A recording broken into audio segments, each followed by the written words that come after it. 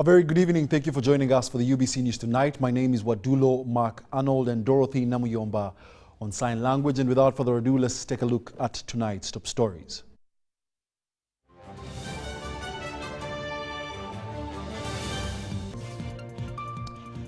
In our news tonight, the National Peace Pledge Summit advocates for peace during elections. Rose Kabajenyi secures NRM candidacy in Kisoro Woman MP primaries. Luwero Ministry donates 1,450 iron sheets to area residents. And still, Lions Club of Entebbe Road provides free medical care to local residents.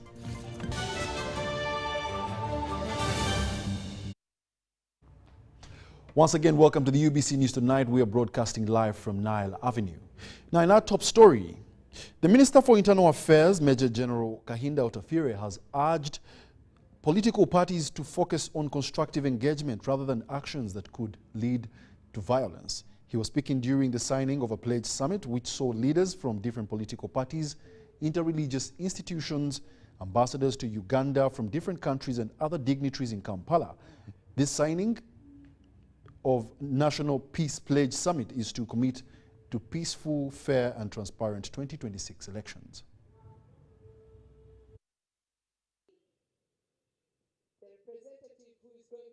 In the lead up to Uganda's 2026 elections, politicians and various dignitaries gathered for a summit in Kampala to sign a national peace pledge. This peace pledge is aimed to ensuring peaceful, fair and transparent election process. The Minister for Internal Affairs, Honorable Kahinda Otafire, urged political parties to focus on dialogue and constructive engagement rather than actions that could lead to violence. He called on political parties to advocate for peace during this pivotal election period. Some people have started thinking and have taken the initiative to bring you together for dialogue. And dialogue is the way to go.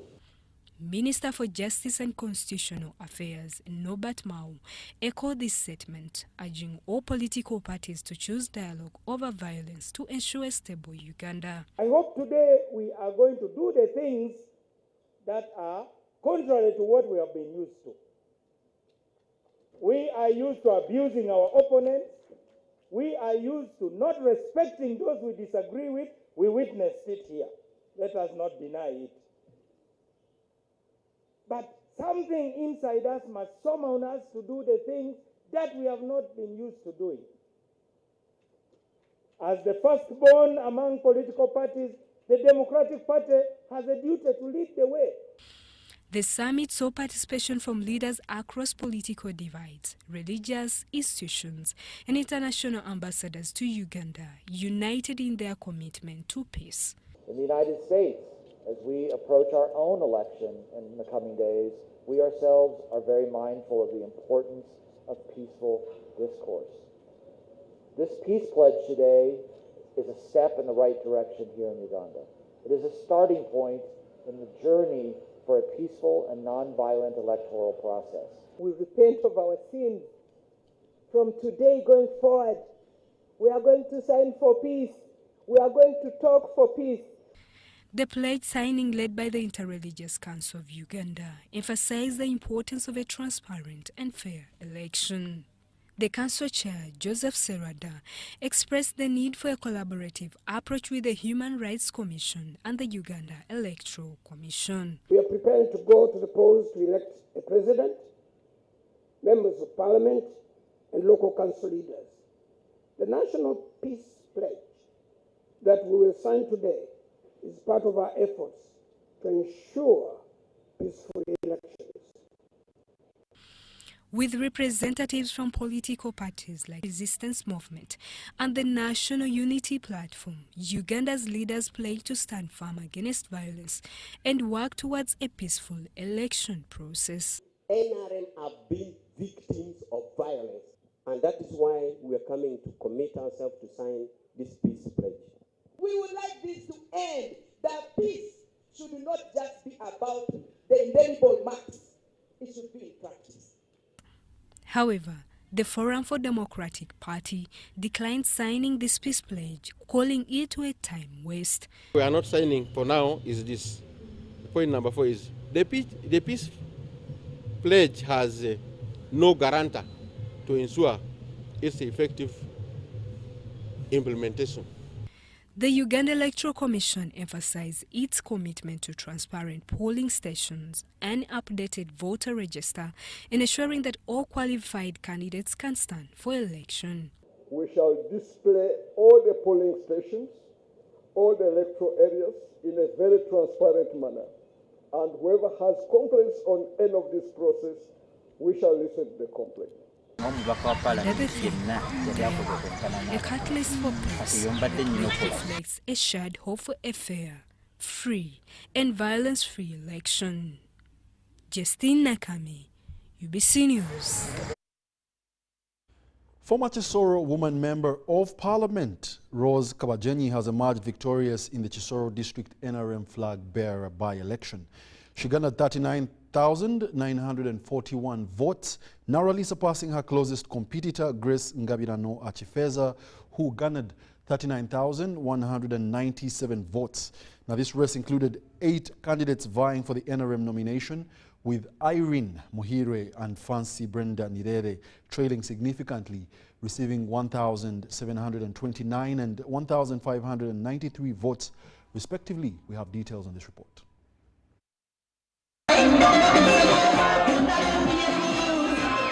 The chairperson of the NRM Electoral Commission, Dr. Tango Doi, has commended Kisoro Woman MP NRM flag bearers by-election as one of the most peaceful primaries in the district's history, noting the exemplary conduct of voters and security personnel. So my defense would be this election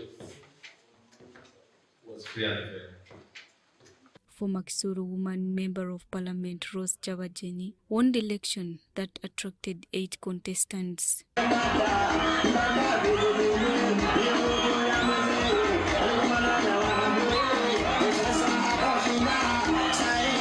However, Achifeza raised concerns about illegal electoral malpractice, claiming vote rigging and intimidation. She has indicated a willingness to seek legal redress or potentially run as an independent candidate in the general election scheduled for November 14th, 2024. I'm not taking the results. I'm not accepting it because there were a lot of irregularities. My polling agents were really harassed in some places. Some forms were never brought back. So we have to look into the whole thing and recount. Kabajenyi now faces the challenge of unifying party members following a divisive primary season. The political environment in Kisoro remains intricate, shaped by past tensions and the rising presence of independent candidates, although the NRM continues to remain a stronghold in the region.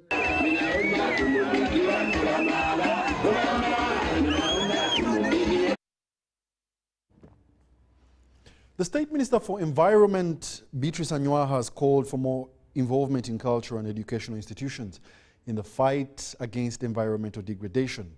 While officiating at Laudato Si Symposium 2024, the Minister Anywa noted that linking such key institutions will play a big role in the environmental conservation agenda. Let's have a look.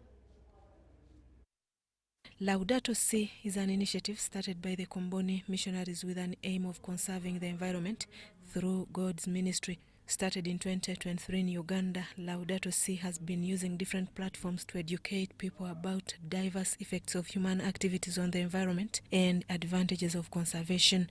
As a church, we think that the role to protect the environment is not only the work of government to advocate for it, but our Pope Francis invites us and all people that the earth is our mother earth and all of us have the responsibility to protect it. During the 2024 Laudato Si Symposium, emphasis was put on the fight against negative human actions on the environment that have led to increased destruction of the planet. A lot of destruction going on due to human activities. We have seen deforestation, we have seen air and water pollution taking place. The sub-theme that we have is waste management is our collective responsibility. That's what we're focusing on today.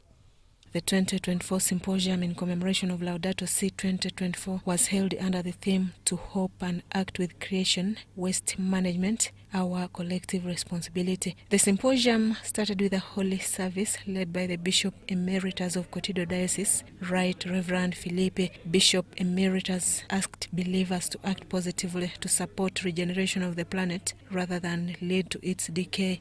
The chairperson of the Parliamentary Committee on Climate Change, Lawrence Biyika Songa, said competition for resources, poor waste management and high deforestation are worryingly affecting the environment. The trees that are giving us oxygen, and for us we give little minute quantity of carbon dioxide to these trees. So we are saying now we need to protect this life-supporting system. The State Minister for Environment, Beatrice Anywar, called for more involvement of religious blocs, cultural and educational institutions in the fight against environmental degradation.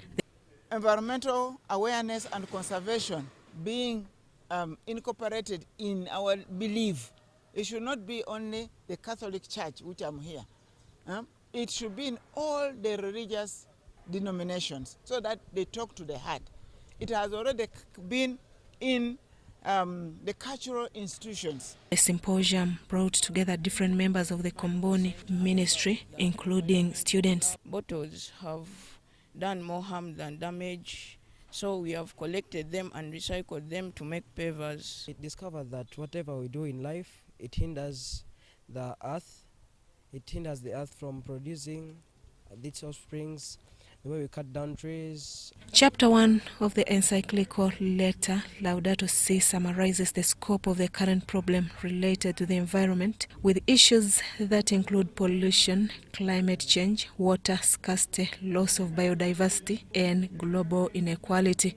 Susan Naonga, reporting for Ubc TV.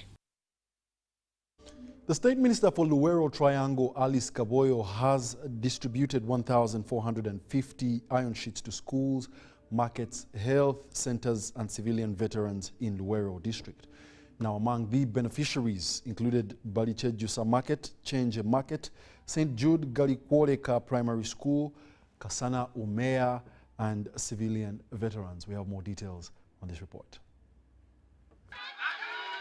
The Minister for Luwero Rwenzori Portfolio, Alice Kaboyo, has donated iron sheets to institutions and civilian veterans in Luwero District. The donations followed several requests of aid to her office from different groups across the district.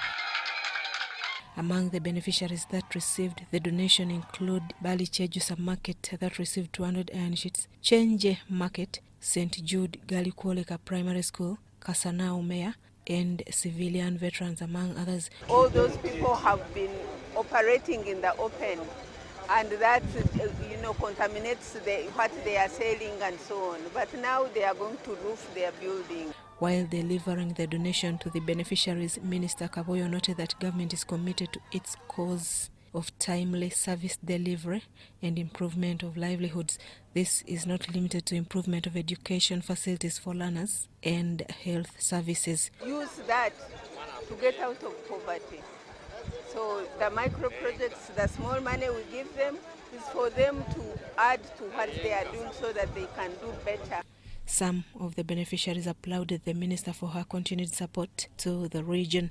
Honorable Minister, he has promised us last time to give us iron sheets, but now the iron sheets we have received them. We have received the 200. We thank the Minister, Honorable Kaboyo, for this initiative when she has delivered the iron sheets to reef our market, which has been a very big hindrance in the businesses of these traders. We have been challenged with a few classrooms, yet this is a primary school with 7 classes.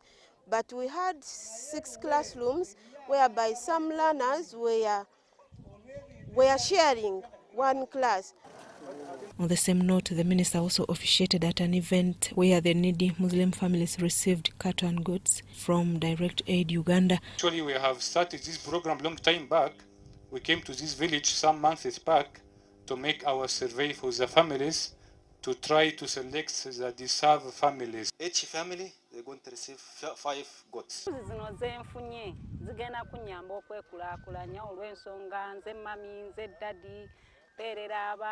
The 1,450 iron sheets are part of the total 3,472 iron sheets that were procured during the financial year 2023-2024 for distribution to vulnerable institutions and civilian veterans in the districts that form Luwero-Rwenzori region. Susan Naong and Andrew Sebira reporting for Ubc TV. There is only one rule you must follow in order to be a winner. Number 1, defeat the undefeatable. You, step forward. I want you to box the air until it falls down. I'm not seeing it falling in. You see it falling in. Box, harder. Winning is hard, but with MTN Momo, it's easy. Simply pay or shop with Momo for a chance to win mobile money every day. Use the Momo app or dial *165*3#.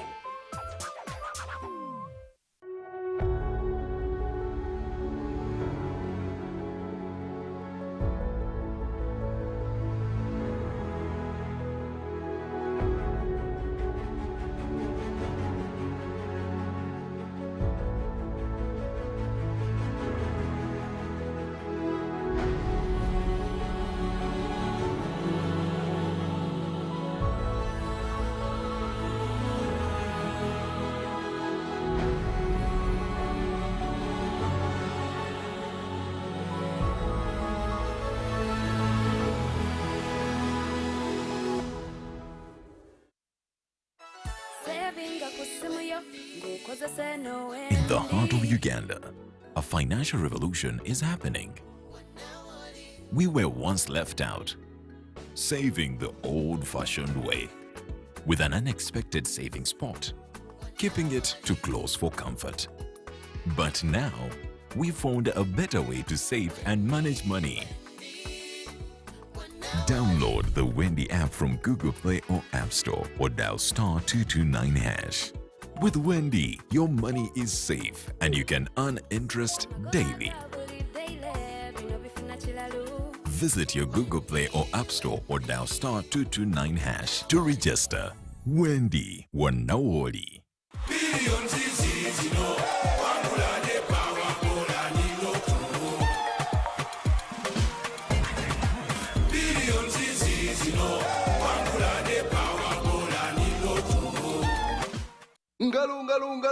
It's true what people say, that when I wash and you wash your hands with soap, we'll have less infections as Ugandans. After all, it's hands that handle money. It's hands that feed us. Hands that prepare soil for farming. Hands that we use to learn. And hands that we use for fun.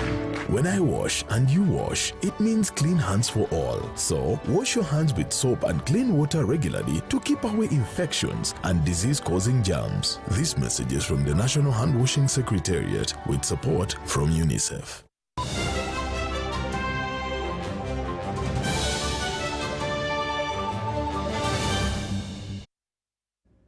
Welcome back. You're still watching the UBC News broadcasting live from Nile Avenue, and we're now taking you into the world of business. Now, Ugandans on Twitter, formerly, or rather X, formerly known as Twitter, have launched a campaign called Cleaning Kampala, which seeks to promote a cleaner, greener and smarter city for all residents.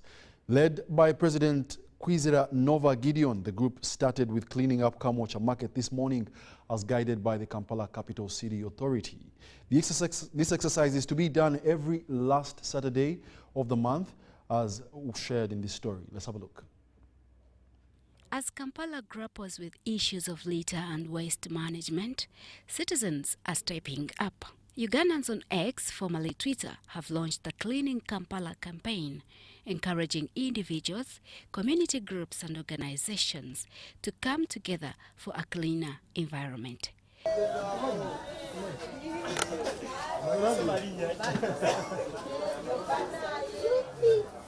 The campaign was led by their president, Kwizera Gideon Nova. This campaign is a citizen-led campaign that is supposed to see our city cleaner. The truth is our city is very dirty. The litter of plastics, of garbage, of every waste on the streets, everywhere is alarming. And as citizens, we are saying we are not just going to fold our hands and look on as our city becomes dirty and dirtier. Kwichilza says, due to a growing concern about litter and pollution in the city, they have launched a campaign to harness the power of social media to mobilize communities and take action.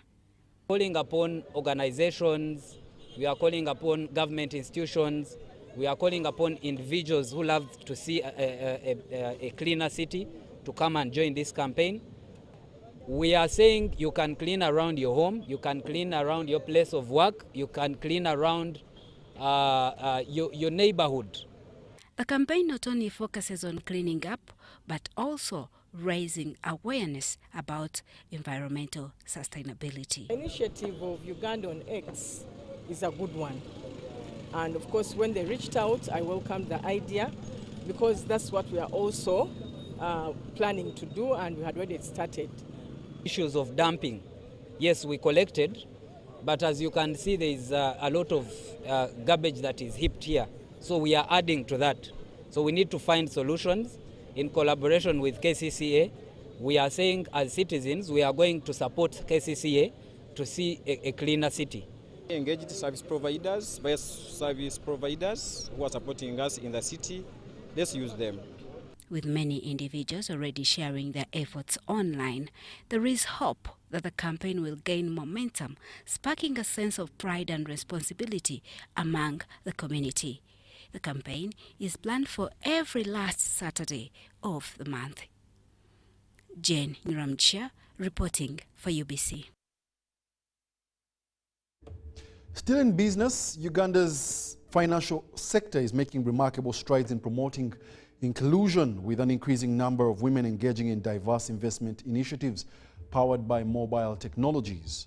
The Women Investment Breakfast, a standout event during this year's World Investor Week, organized by the Uganda Securities Exchange and the Capital Markets Authority, brought together numerous working-class women in Uganda. Now, they shared valuable insights on how to deepen their penetration into Uganda's investment landscape by leveraging new technologies. I had a chance to interact with the stakeholders.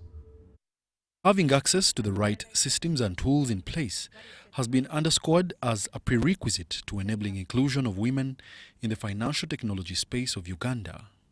So even as we drive technology, we also have to start to teach the women to see what kind of structures can we put. Do you have, it may not necessarily be a board, but do you have a group of people who you talk with, who you drive, who you talk about strategy on how to grow these businesses? And it's that most of the women businesses are really sole proprietorships. During the panel discussions at this year's Women Investment Breakfast in Kampala, women were celebrated for demonstrating superior financial discipline compared. The whole loans that are being given by MTN today, 46% are women. Women are receiving these loans. But key to note, when it comes to repayment, the women are actually better at repayment. So the reason why possibly men take the higher portion is because their wallets have more money, they are doing more transactions than the women. But out of the women that have actually received the loans, 46%, the repayment for the women is better. While women in sub-Saharan Africa are increasingly engaging in investment activities, they encounter numerous barriers related to access to finance, societal norms, financial literacy, networking opportunities, and personal responsibilities that hinder their full participation in the investment landscape. Usually it's a catch-22 situation with the banks. They want you to have a lot of turnover in order to give you money. And yet we know that most of Ugandan businesses die before the third year. So what are you guys doing as the big people who have earned that good turnover? In addition to the capital markets, there was a powerful call to action for investing in products and services tailored for Uganda's youth, who represent a staggering 70% of the population under the age of 30. Wadulo Makanol, UBC News.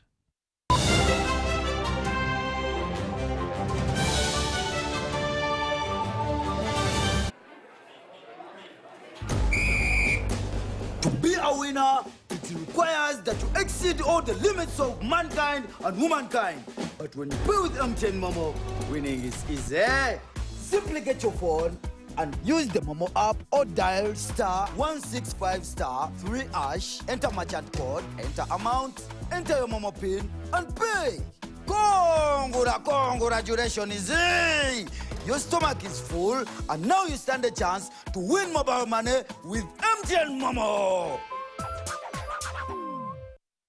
The Ministry of Health informs the general public that there are some cases of Mpox detected in Uganda. The ministry, working with partners and affected district local government, are doing their best to contain the situation. The signs and symptoms of Mpox are body rash, fever, general body weakness, headache, sore throat, nasal congestion or cough, and swollen lymph nodes. You can prevent yourself from getting infected with Mpox by avoiding close contact with people who have been confirmed to have Mpox or who have signs and symptoms of Mpox. Avoiding touching or sharing personal items like beddings, eating utensils, phones, or other belongings of a person who has the signs and symptoms of Mpox. Avoiding contact, including eating, with all wild animals, alive or dead, especially those known to carry the virus, such as rodents and monkeys, and those that appear sick or have been found dead. Getting vaccinated if you're among those who have been identified to be at high risk of Mpox infection. Mpox is treatable and usually goes away after 2 to 4 weeks. However, it can be severe, causing even death, especially among children, pregnant women, and those with other health conditions. For more information and support, contact your nearest health worker. Call the Ministry of Health's toll-free line on 0800 100 066 or send a free SMS to YouReport on 8500.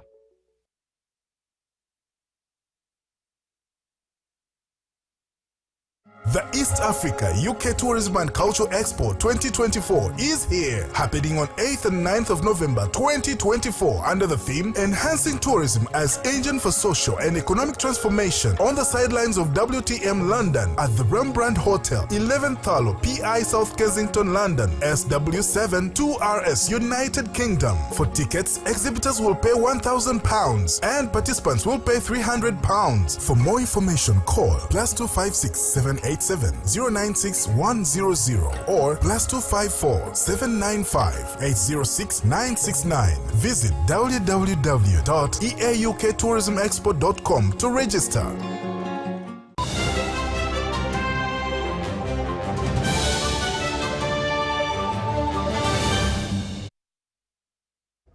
Welcome back. You're still watching the UBC News. We now delve into the world of sports. Uganda Olympic Committee Sustainability in Sports Commission workshop has entered day 2 at Nob View Hotel, and our reporter has some details to share.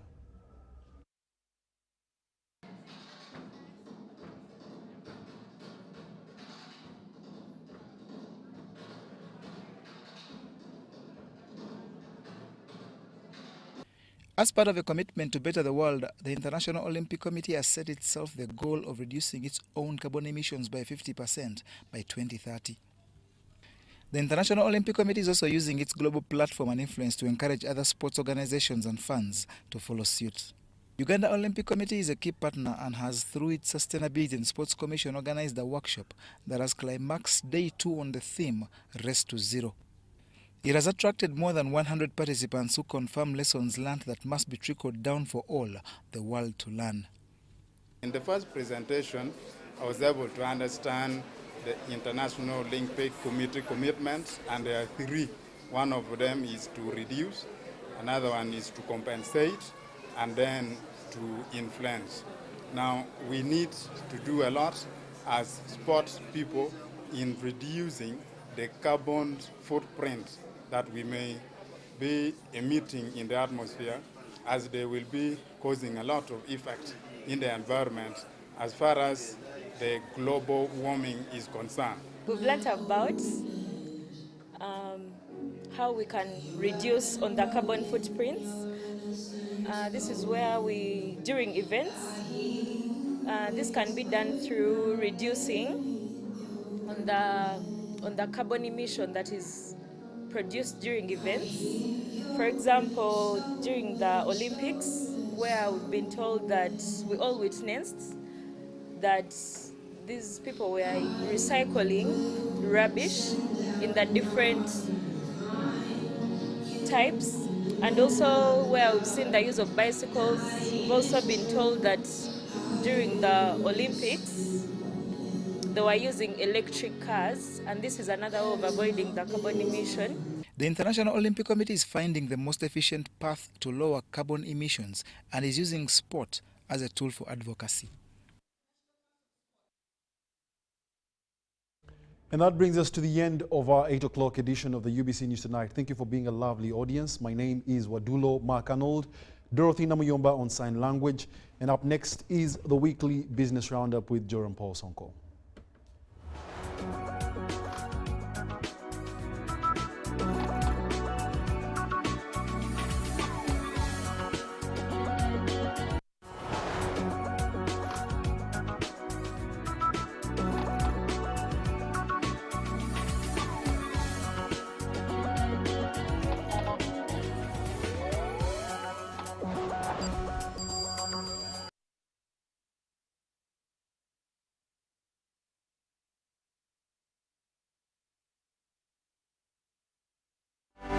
UBC, inspiring Uganda. Ninye pisi mbabazi cha mkongwiri owabeshongo ya rukunde gumeho nko kwempara ejiriri ho owachigambire na iza kuchehaka pisi mbabazi cha mkongwiri yakuletera concert yo mwaka rugogoma rukunde gumeho family day out concert abatuna bakuru mwena